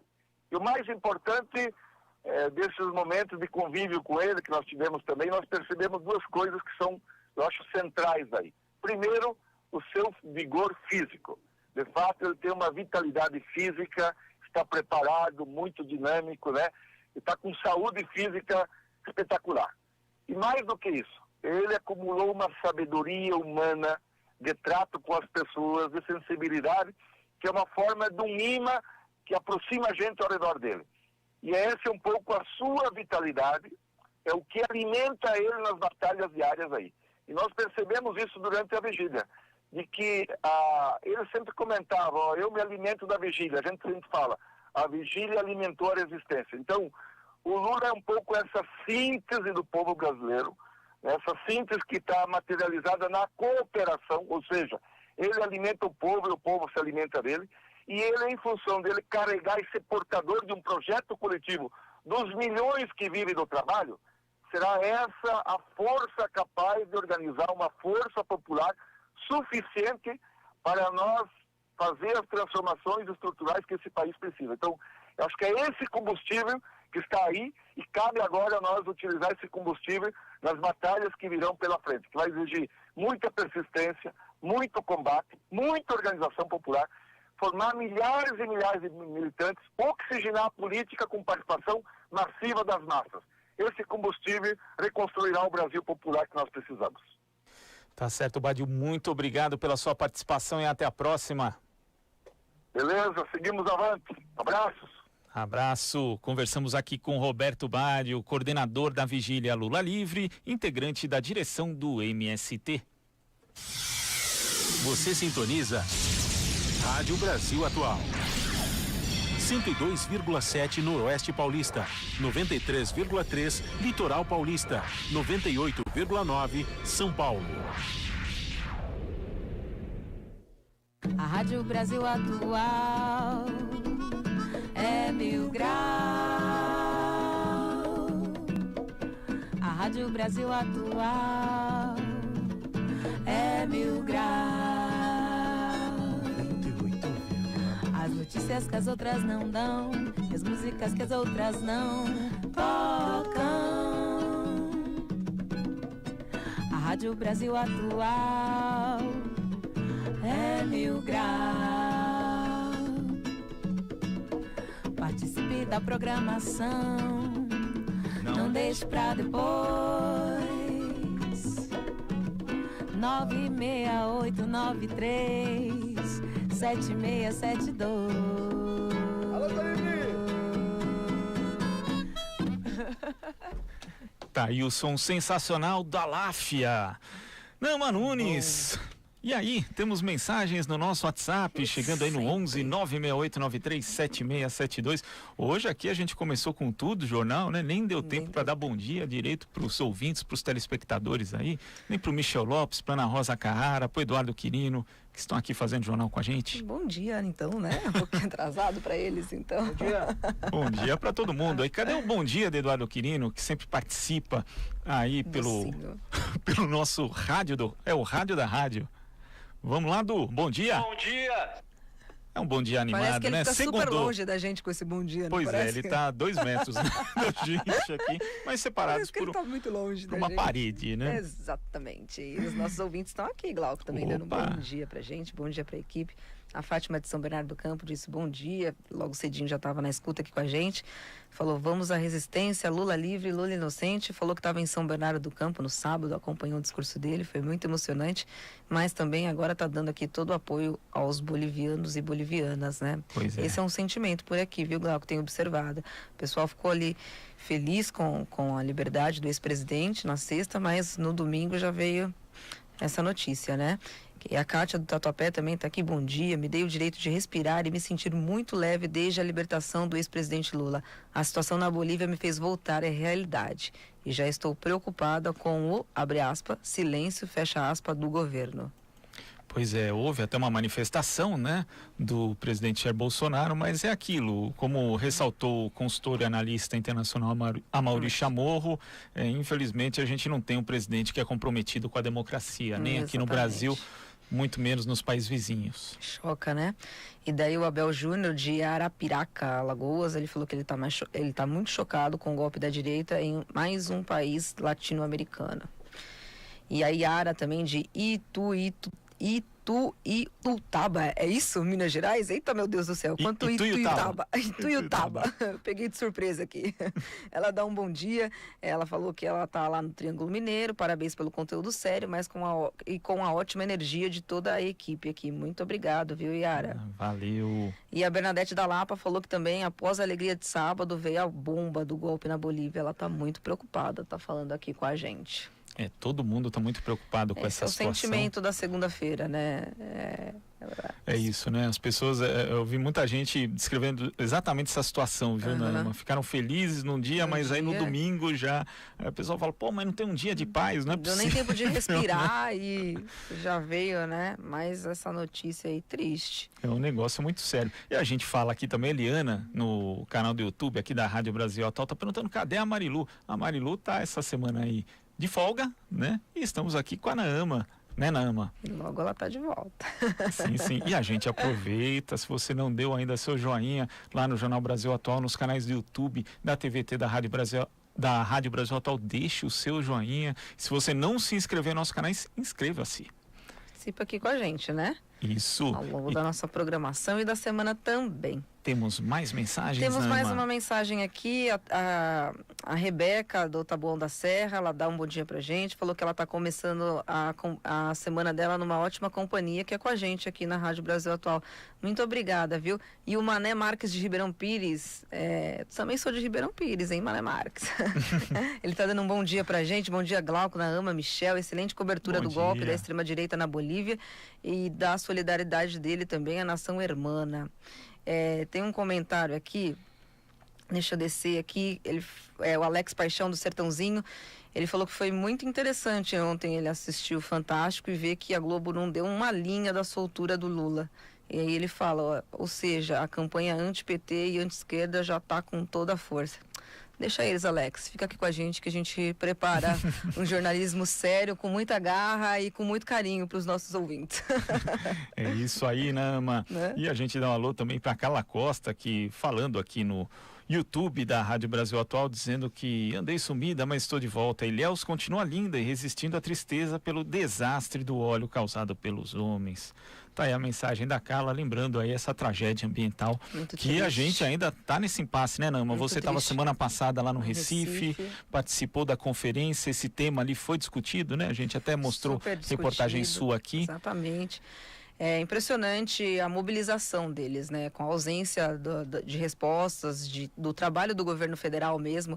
A comunidade tem se unido mesmo, tem trabalhado, a academia científica também, pesquisadores, universidade, os governadores do Nordeste também, né? Os esforços ali estão integrados, eles estão muito unidos, assim, para dar resposta mesmo, né? Resposta para a população, para a sociedade, para aqueles que trabalham e dependem ali do sustento, né?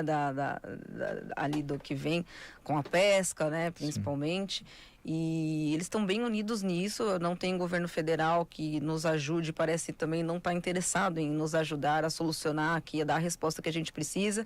Vem a alta temporada, né, quando eles têm ali aquela safra também, tudo para que ajudaria, né, e de repente o óleo vem e eles estão muito preocupados, mas ao mesmo tempo trabalhando intensamente. É impressionante e com a força e a união essa integração deles. De esforços, exatamente, né? As comunidades locais, inclusive de pescadores, a gente tem estados, as universidades, os governos colaborando, também as prefeituras. Muito integrado, as universidades, o papel que os pesquisadores estão fazendo lá, junto com eles, assim, fantástico mesmo.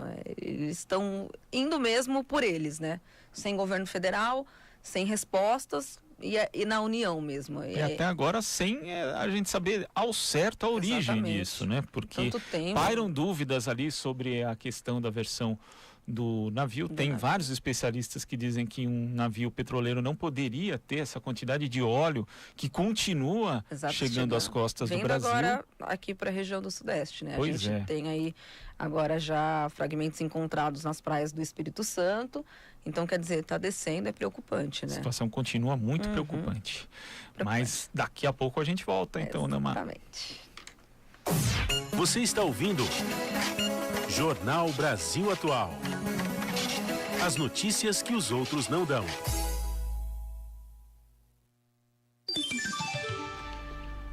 E agora são 8h20. E os impactos sociais, econômicos e ambientais causados pelo óleo que atingiu o litoral do Nordeste foram discutidos no último dia da Conferência Brasileira de Mudança do Clima que aconteceu em Recife. O evento, cujo objetivo é estabelecer metas para que o Brasil priorize o Acordo de Paris, reuniu desde a última quarta-feira da semana passada representantes de organizações não governamentais, movimentos sociais, governos, comunidades científicas, além do setor privado e público. Vamos acompanhar a reportagem. Um dos principais temas debatidos no encontro foi o impacto econômico sofrido pelos pescadores com o desastre das manchas de óleo que atingiram parte da costa brasileira.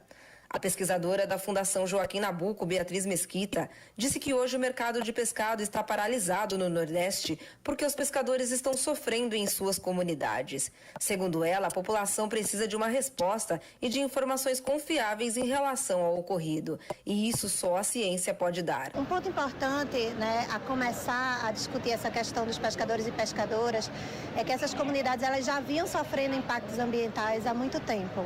Né? Então, esse derramamento de óleo veio acrescentar um grande impacto agudo para essas comunidades, mas nós não podemos deixar de discutir os impactos anteriores e que são continuamente realizados sobre essas comunidades. A professora do Departamento de Oceanografia da Universidade Federal de Pernambuco, Beatriz Padovani, destacou os impactos do derramamento do óleo no ecossistema. Esse óleo chegou na costa nordeste, que é caracterizada pela presença de vários ambientes de alta sensibilidade, como recifes de coral, pradarias de fanerógama e manguezais. Então, assim, o impacto já é verdadeiro, já é constatado pela sensibilidade e pela presença do óleo que já foi verificada. Ainda segundo a docente, as universidades públicas, por meio de seus pesquisadores e estudantes, além do empenho da sociedade civil e de autoridades locais, estão sendo de extrema importância na investigação sobre o desastre ambiental. Eu acho que houve, como todo mundo sabe, já comentou, né, um despreparo para enfrentamento de uma chegada de um óleo de origem desconhecida, né, e muitas vezes de padrão de chegada de movimentação desconhecida. Houve demora também nas ações, mas agora, ao final, já tardiamente, mas enfim, foi o tempo que demorou para se organizar, uma grande mobilização da sociedade e dos órgãos governamentais em seguida, né? E eu acho que o mais importante disso é que isso tem sido, no final, um grande momento de aprendizado, porque essa coordenação entre os órgãos ambientais, a sociedade, a academia, ela já deveria estar sempre mobilizada e preparada. A gente enfrenta problemas ambientais o tempo todo, né? Então, talvez uma coisa que possa ser pensada como um ponto positivo disso tudo é esse aprendizado de como organizar. A gente espera que isso não desmobilize, que sirva de exemplo, para que a gente faça todos os enfrentamentos que a gente vai ter que fazer ao longo das próximas décadas. O economista ecológico Clóvis Cavalcante, pesquisador e professor da Universidade Federal de Pernambuco, ressaltou que os prejuízos econômicos causados pelo derramamento do óleo são incalculáveis. Não se tem ideia, porque é algo que vai ter efeitos de longo prazo, de muito longo prazo. Se nós pudéssemos antecipar quais são os efeitos e calcular seu valor, nós estimaríamos uma medida de quanto o desastre repercutirá na economia.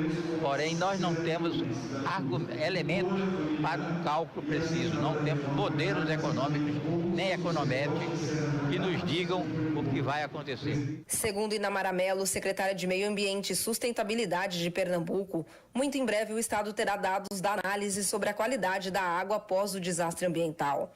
Ela ressalta que, mesmo tardiamente, os nordestinos, sobretudo aqueles que dependem da região para o seu sustento, precisam entender quais são as consequências desse óleo para a população. Plano ambiental, de entender quais são as consequências para toda a população pernambucana e particularmente aquelas que dependem dessa região para o seu ganha-pão, para o seu sustento.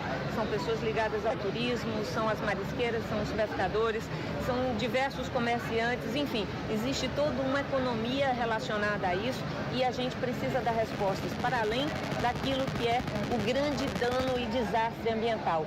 O governo do estado lançou um edital para pesquisadores poderem acompanhar e dimensionar isso cientificamente. A gente precisa de respostas para, inclusive, planejar os próximos passos. É preciso a gente saber quais são os danos para a pesca artesanal, os danos para o turismo. Mais informações sobre a primeira Conferência Brasileira de Mudança do Clima podem ser encontradas no site climabrasil.org.br. Naama Nunes, de Recife, para a Rádio Brasil Atual. Você sintoniza Rádio Brasil Atual. 102,7 Noroeste Paulista, 93,3 Litoral Paulista, 98,9 São Paulo.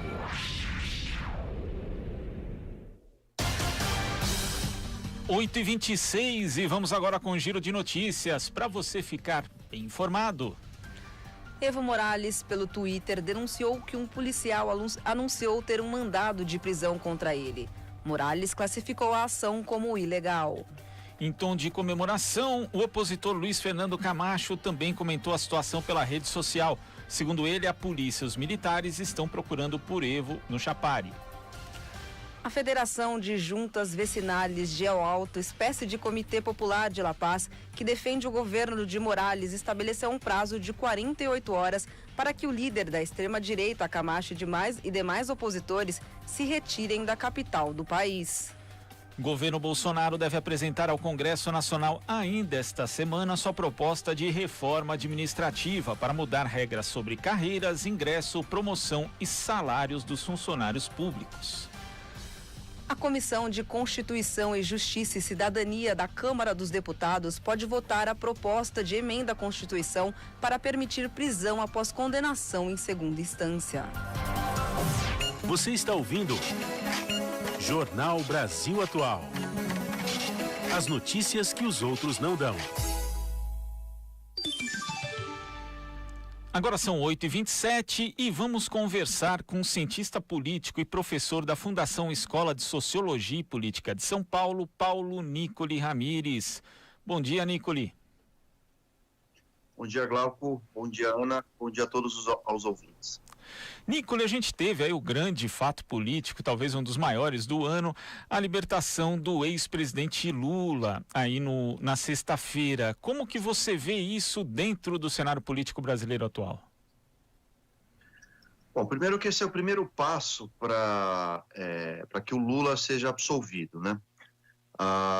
Óbvio que ainda foi uma decisão do STF já na quinta-feira, com o objetivo de apenas conduzir à prisão julgados até a partir da terceira instância, o que está de acordo com a Constituição brasileira, né? Ou seja, você só pode condenar alguém depois de passar por todos os trâmites legais.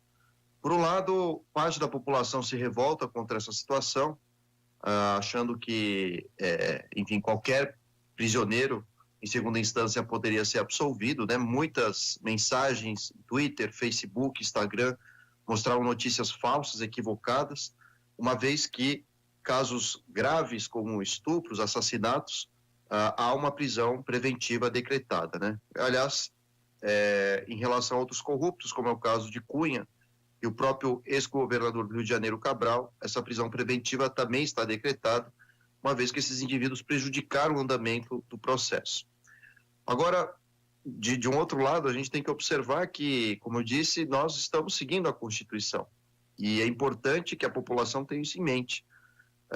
Uma vez que a Lava Jato já tem todo um repertório em relação ao Lula, não em relação aos outros processos, mas, sobretudo, em relação ao PT e ao Lula, a Vaza Jato demonstrou que houve uma ação direta do juiz Sérgio Moro, até então juiz Sérgio Moro, em atos que visavam condenar e de alguma maneira, incriminar o Lula, né? Lembrando que a tarefa do juiz deveria ser apenas e tão somente julgar a validade ou não das provas e não atuar diretamente com o Ministério Público, o que de fato mancha a imagem da própria Lava Jato, né? Agora, Nicole, no pronunciamento do ex-presidente Lula no sábado, né, em São Bernardo do Campo, tem alguns trechos ali que são interessantes porque mostram justamente que, apesar de ter feito críticas duras em relação a algumas figuras, como o próprio Bolsonaro, também o ministro da Justiça, Sérgio Moro, o procurador Deltan Dallagnol, as críticas foram dirigidas a pessoas e não a instituições, né? Lula, inclusive, lembrou que se entregou à justiça justamente ali para provar a sua inocência, reiterou que o Bolsonaro foi eleito democraticamente, apesar de ter ressaltado que a eleição foi meio roubada, né? Como ele disse, por conta das fake news, mas ele ressaltou ali que não vai pedir o impeachment do Bolsonaro, inclusive muita gente acha que ele até poderia ter um discurso mais incisivo, mas nesse aspecto, né? Mas ele, de fato, ele respeitou, ele mostrou que respeita as instituições e que acredita nelas, apesar de fazer críticas a essas pessoas. Isso marca também uma divisão muito evidente entre a postura do Lula, aliás, desde sempre, e do presidente Jair Bolsonaro? Claro que sim, né? O PT sempre foi um partido que defendeu as instituições. Na Constituinte de 88 ajuda a construir essas mesmas instituições, desde o Ministério Público, fortalecimento da divisão dos poderes, o controle mútuo desses poderes entre si, né? Ou seja, o STF, o Congresso e o Poder Executivo. E, além disso, a gente não pode esquecer que a própria Lava Jato é fruto de uma lei aprovada no governo Dilma, exatamente para dar mais autonomia para o Ministério Público, para que ele pudesse correr atrás de casos de corrupção. Então, desse ponto de vista, a gente tem que realmente observar que o PT foi um partido que sempre defendeu as leis da Constituição. O Lula não sai do país, não foge, ou seja, aceita as leis aqui vigentes, de modo que desse ponto de vista, o PT e o Lula têm uma visão de defesa das instituições diferente da família Bolsonaro, né? Quando a gente observa que os filhos de Bolsonaro desejam o fechamento do STF e até mesmo a criação de intrigas dentro do partido PSL, estabilizando a ordem democrática, né? Então essa é uma diferença clara, né? Ou seja, o PT tem uma formação democrática. Apesar de ser um partido de esquerda, nunca foi um partido que desejou o golpe, ou muito mesmo romper com as instituições liberais, democráticas, e sempre lutou em função da preservação dos direitos. Então, isso é um ponto importante para a gente diferenciar a figura de Bolsonaro e do próprio Lula, né? Lembrando que o próprio Bolsonaro, aparentemente, contribuiu com o golpe que está em exercício na Bolívia, né? O golpe de Estado. Agora, em relação também à questão justamente desse cenário internacional, a gente teve vários líderes aí reconhecendo e parabenizando, né, o ex-presidente Lula pela sua libertação, desde o ex-primeiro ministro da França, François Hollande, como também líderes do Partido Trabalhista Britânico, Jeremy Corbyn, o líder democrata dos Estados Unidos, Bernie Sanders. Enfim, tivemos várias pessoas aí, inclusive Steve Bannon, que é o estrategista né, foi estrategista do Trump e também aí colaborou com a campanha de Jair Bolsonaro, reconhecido aí por muita gente como o rei das fake news, por ser alguém que consolidou esse tipo de estratégia em campanhas eleitorais. Ele disse que o Lula é o grande líder da esquerda globalista. A gente põe umas aspas nesse globalista porque é mais uma dessas coisas, porque é mais uma fake news do Bannon. Como é que você vê aí esse reconhecimento internacional e a possibilidade do Lula interferir, né, de uma forma positiva em cenários turbulentos de outros países vizinhos aqui da América do Sul?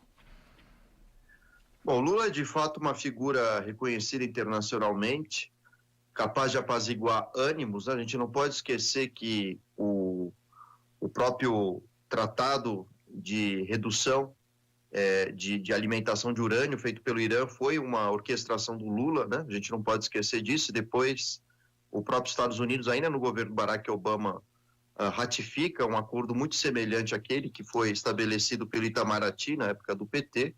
E aqui na América do Sul, o Brasil sempre foi um país de referência, né? Capaz de intermediar conflitos. O Itamaraty sempre exerceu muita influência aqui no Cone Sul, com o objetivo exatamente de dar mais segurança jurídica nas relações internacionais e até mesmo internas desses países, né? E, lamentavelmente, o que a gente vê agora é um Itamaraty absolutamente tomado por uma ideologia antiglobalista, contra os interesses da população da América Latina e a favor, sim, de interesses comerciais americanos. Isso explica a entrega do pré-sal, que foi, aliás, um fracasso, né, na última semana, assim como também a forma como os Estados Unidos têm intervido em outros países da América Latina, né, o Chile, o Peru, o Equador e agora a Bolívia, nesse sentido de produzir instabilidade a fim de que os governos fortaleçam, centralizem o poder político respeitando os direitos humanos ou então até mesmo apoiando movimentos golpistas, como é o caso da Venezuela, né? Então, Lula é uma figura que internacionalmente teria capacidade de permitir que o Brasil entrasse em diálogo com outras nações, até mesmo para resolver esses tipos de conflitos que podem produzir no resto da América Latina guerras civis ou situações conturbadas de respeito aos direitos humanos, sabe? Agora, a gente já tem aí uma reação no Congresso Nacional que vai tentar tramitar de forma rápida, né? Pelo menos essa é a intenção dos autores da proposta e da PEC, que na verdade estabelece aí, que contraria a decisão do Supremo, estabelecendo aí a possibilidade de se executar a pena após a condenação em segunda instância. Como é que você vê essa movimentação no Congresso Nacional? Você acha que isso vai prosperar? Difícil que prospere, porque muitos partidos têm membros também sendo julgados em segunda instância. Isso, do ponto de vista político e partidário, seria um suicídio, né? Já que muitos partidários acabariam sendo presos, além de que isso poderia gerar um outro problema jurídico, uma vez que o direito no Brasil ele não é retroativo, né? De modo que, uma vez que o próprio Congresso eventualmente venha aprovar a prisão em segunda instância, isso passaria a valer, eventualmente, a casos que passem a ser julgados depois da data dessa aprovação e não antes, de modo que o próprio Lula, entre outros indivíduos que foram soltos, talvez essa mesma lei nova que viesse a surgir no Congresso não pudesse ser aplicada àqueles indivíduos que já foram soltos, né? Então isso pode gerar mais problemas de interpretação jurídica e mais novelas no interior do próprio STF, exatamente para verificar se é possível ou não levar novamente à prisão aqueles que já foram soltos, né? Então vejam que são mais problemas que possam vir à tona, né? Também a gente vê pessoas se manifestando, políticos inclusive, ex-presidente Fernando Henrique Cardoso falando que, né, insinuando, sugerindo, alguns falando de forma direta, que o ex-presidente Lula pode, na verdade, reforçar a chamada polarização. E aí eu fico pensando, Nicole, queria a sua avaliação, mas o Brasil já não está polarizado politicamente desde ali da vitória da presidenta Dilma para o seu segundo mandato, quando Aécio Neves não reconheceu a derrota? Quer dizer, se existe algum tipo de polarização, ela não vai sumir ou aumentar com o ex-presidente Lula, porque desde aquela época ali, um integrante do partido, inclusive do ex-presidente Fernando Henrique, ele forçou ali um embate e a gente sente os efeitos desse embate aí até hoje. Bom, eu diria que a polarização que nós estamos vivendo hoje, ela tem uma diferença em relação àquela que nós vimos em relação às disputas entre PT e PSDB. Uma vez que agora a polarização ela se dá entre alas progressistas de defesa da Constituição e outros que, no caso, defensores do PSL e do próprio Bolsonaro, são aqueles que agem contra direitos humanos, contra a própria Constituição e têm um viés, de alguma maneira, fascista, né? Então, existia antes uma polarização, eu diria, saudável, né? Entre um debate desenvolvimentista, keynesiano, direitos sociais, que era angariado pelo PT, e, por outro lado, uma outra visão de mundo, que era, de fato, neoliberal, e de redução dos custos ou dos gastos do Estado em relação à economia, em relação aos benefícios sociais. Até esse ponto, essa discussão ocorre em vários países do mundo e dentro de uma esfera democrática é saudável que ela ocorra. A gente não pode esquecer que, com a ascensão de Bolsonaro, o neoliberalismo ganhou outro contorno, contornos de autoritarismo, desrespeito à Constituição, a uma visão contra a defesa do meio ambiente. Então, nesse caso, hoje a gente já vê pessoas que, mesmo tendo votado em Bolsonaro na última eleição, hoje já se voltam contra o atual presidente, e não necessariamente uma defesa do presidente Lula, mas da constitucionalidade ou não da prisão do presidente, né? Então, eu diria que hoje uma parte da população já arrependida não tem a mesma visão de antes, quando não se acreditava que Bolsonaro pudesse tomar atitudes tão primitivas e bárbaras, né, como vem tomando, até mesmo frente a ações policiais, quando de assassinatos de pessoas nas ruas, no Rio de Janeiro, etc. Então vejam que, às vezes, Bolsonaro não se manifesta, não abre a boca, sequer se deu ao trabalho de visitar o Nordeste, o litoral nordestino, com as manchas de óleo, né? Então, todas as situações levam a um novo tipo de polarização, que nós temos progressistas, em que nós temos desde liberais, com uma visão mais, como eu disse, o progressista, assim como a esquerda, e não necessariamente a gente tem aquela disputa das últimas eleições anteriores a 2018, quando de fato a gente tinha os liberais contra keynesianos, desenvolvimentistas, né, nas mãos da esquerda. Então eu diria que hoje o conflito é outro. E uma sociedade polarizada é positiva, uma vez que o debate político ele se enriquece, desde que se respeitem os direitos humanos, a liberdade de expressão, coisa que Bolsonaro aparentemente não demonstra fazer. Basta a gente lembrar que nos últimos 12, 14 anos, o PT foi massacrado pelos meios de comunicação tradicionais, principalmente a Rede Globo e a revista Veja. E não se escutou em nenhum momento o Partido dos Trabalhadores ousar em retirar a liberdade de expressão desses meios de comunicação. Bolsonaro, ao contrário, em menos de um ano de governo, não soube lidar com a imprensa, a ponto que, na semana passada, retrasada, deu um verdadeiro chilique na sua live, né, na internet, ameaçando mesmo não renovar a concessão da Rede Globo. É importante a gente parar para pensar nisso, né, que é fundamental nós termos divergência, polarizações, e uma sociedade em que não há polarização, uma sociedade manipulada, uma sociedade que se vincula cada vez mais aos interesses de uma minoria econômica, ou seja, da própria elite econômica, né? E também é importante essa distinção que você faz, porque muita gente aproveita, né, quando fala de polarização, para estabelecer uma espécie de falsa simetria, como se fossem dois extremos, mas na verdade a gente tem um extremo, o presidente Jair Bolsonaro, que está na extrema-direita, e quando você coloca a esquerda, ou o próprio PT, ou partidos como o PSOL, PCdoB, a gente está falando mais de uma centro-esquerda ou de uma esquerda, nunca de uma extrema-esquerda, como se fosse uma simetria ali em relação à extrema-direita representada pelo Bolsonaro. Exatamente. Desde a queda do Muro de Berlim, que na última semana completou 30 anos, os partidos de esquerda não desejam mais um viés revolucionário, né? O socialismo real, de Stalin principalmente, demonstrou que a própria existência do socialismo, com uma economia fechada, ela não tem uma possibilidade de sobrevivência. De modo que os partidos de esquerda migraram para uma visão mais social-democrata, de defesa, inclusive, de direitos liberais, liberdade de expressão, e é isso que a gente tem visto na América Latina, né? Diga-se de passagem.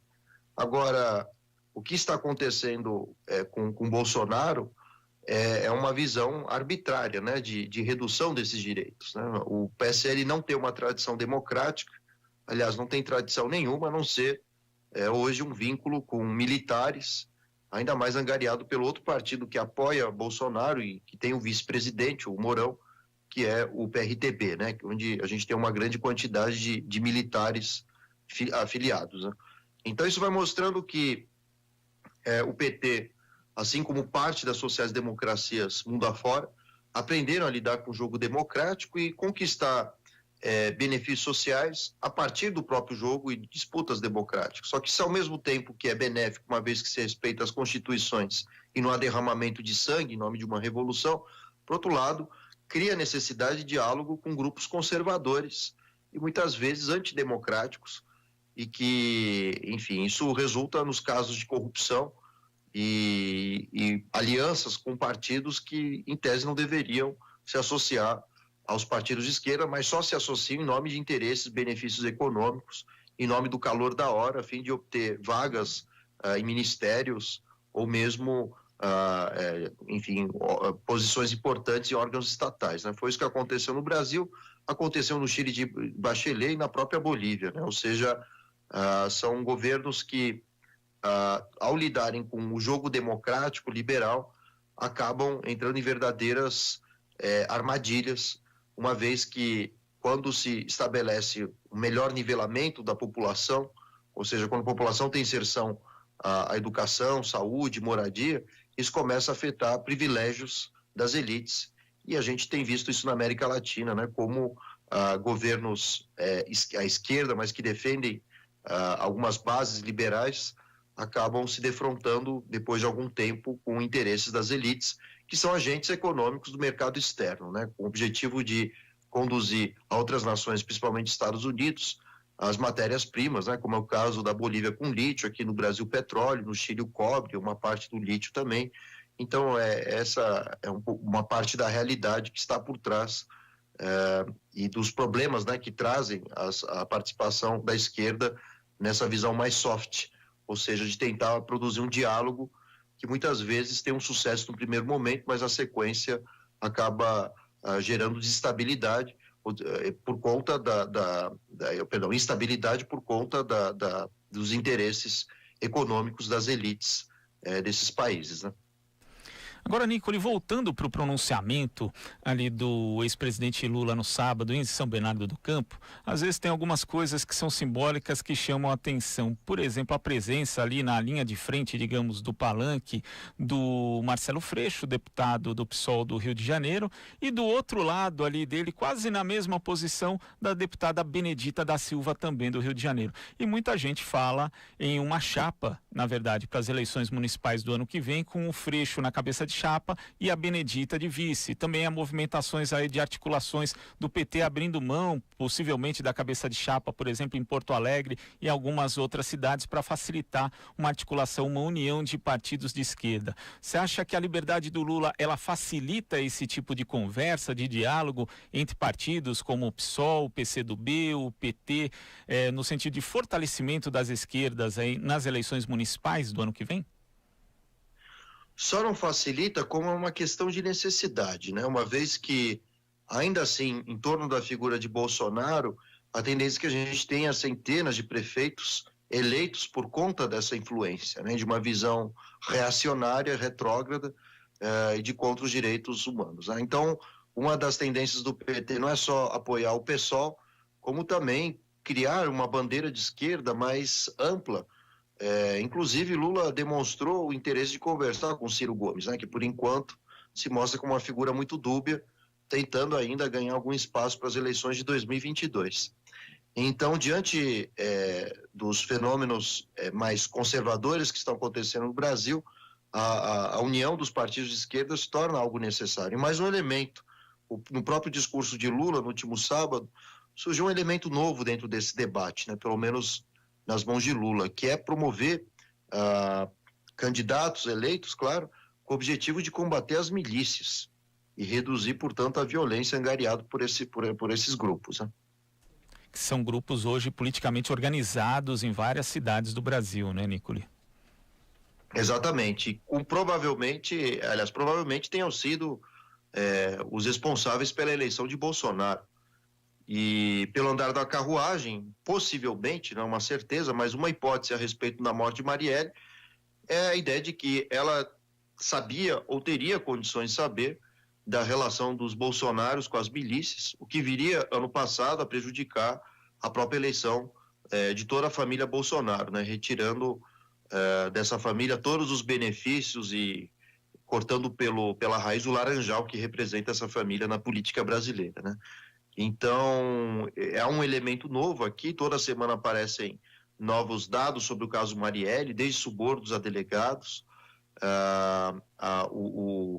o sumiço de provas, né, e de imagens. Então a gente tem que parar para pensar que o caso Marielle ainda pode ser decisivo para as eleições municipais do ano que vem, principalmente para a eleição de 2022 à presidência. Tá certo, Nicoli. Muito obrigado pela sua participação e até a próxima. Até a próxima. Bom dia a todos os ouvintes. Bom dia. Conversamos aqui com Paulo Nicoli Ramires, ele que é cientista político e professor da Fundação Escola de Sociologia e Política de São Paulo. Aqui você ouve as notícias que os outros não dão. Jornal Brasil Atual. Agora são 8h50. E segundo o comentarista político João Caires, não é preciso ser advogado para saber que a Constituição brasileira garante a qualquer acusado o direito de recorrer em liberdade até a última instância da justiça. Caires destaca a importância de o STF determinar que se esgotem todos os recursos legais que o acusado tem direito e lembra a circunstância em que a prisão após segunda instância foi adotada. Vamos acompanhar.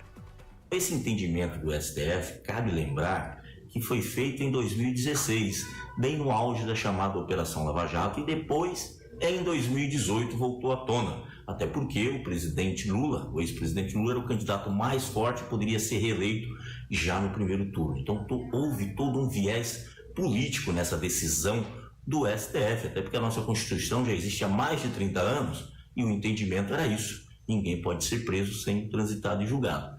Foi uma votação apertada, né? Coube o voto de Minerva do ministro Dias Toffoli. Esses ministros fazem votos, demoram para fazer um voto. É uma preocupação que eu tenho. Eu acho que sessões do Supremo Tribunal Federal não deveriam ser televisionadas, né? Ninguém deveria saber o que está acontecendo, até porque em países, né, avançados, a Suprema Corte mal deixa tirar foto. Você pode até desenhar, mas não gravar e filmar, porque a função do judiciário não é ficar sofrendo pressão da população, isso, aquilo, é cumprir o que foi escrito, cumprir a lei, até porque os ânimos da população variam. Estamos vendo agora o arrependimento de muitos, né, com os ânimos acirrados, com a disputa, né, do ataque à corrupção ou contra os políticos, elegeram o Jair Bolsonaro e muitos já se arrependeram. Então a lei não pode ser ao humor das pessoas, tem que ser feito no momento, né, de maturidade e tem que ser cumprido. E os juízes não podem estar sujeitos à pressão popular. Por isso que eles têm um bom salário, têm cargo vitalício e não são eleitos, né, são escolhidos para ficar lá para cumprir a lei, tem que ter um notório saber da lei. E aí o que a gente percebe?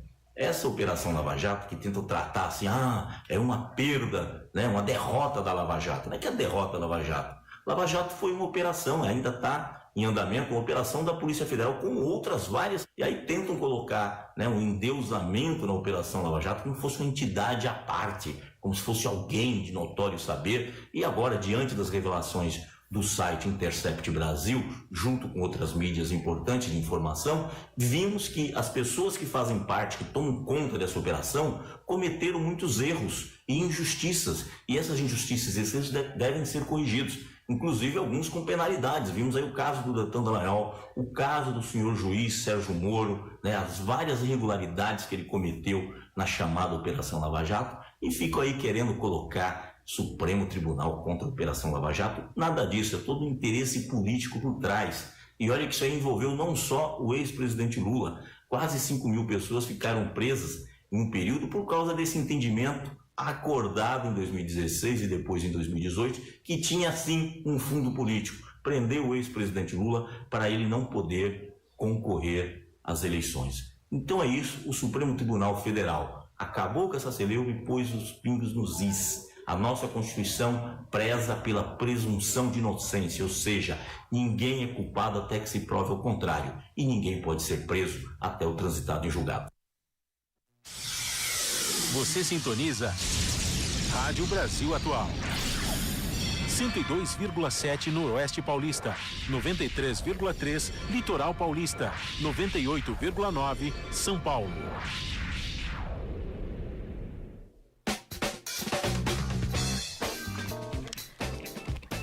E o programa Hora do Rango recebe hoje a cantora, atriz, compositora e instrumentista Bruna Caram.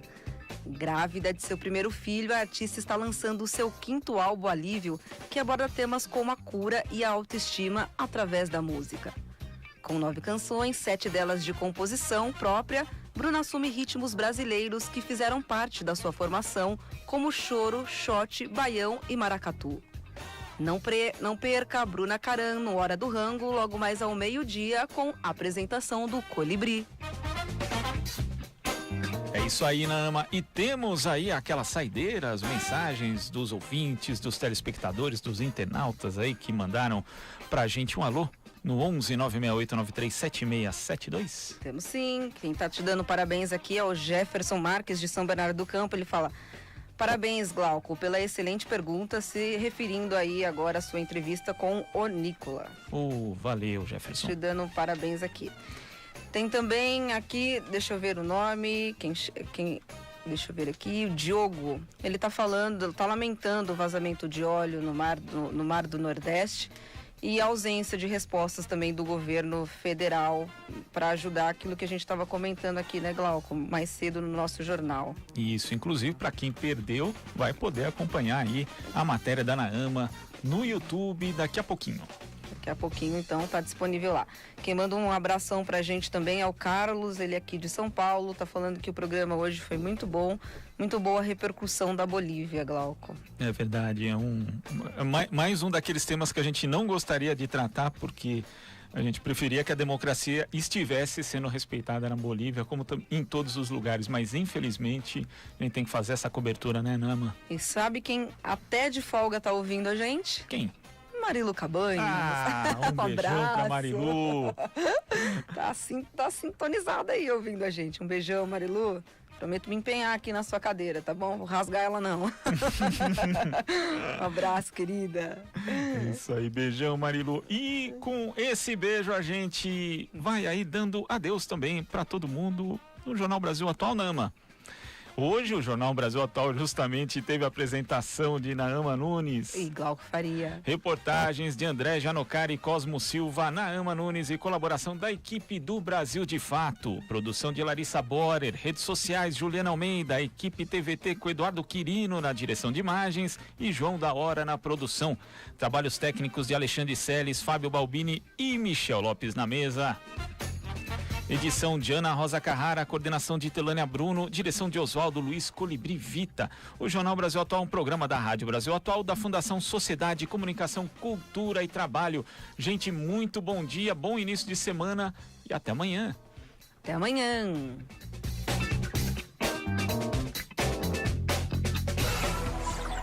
Você acabou de ouvir Jornal Brasil Atual. Movimentos sociais, política, direitos humanos, economia, mundo do trabalho, cultura e prestação de serviço. Jornal Brasil Atual. As notícias que os outros não dão.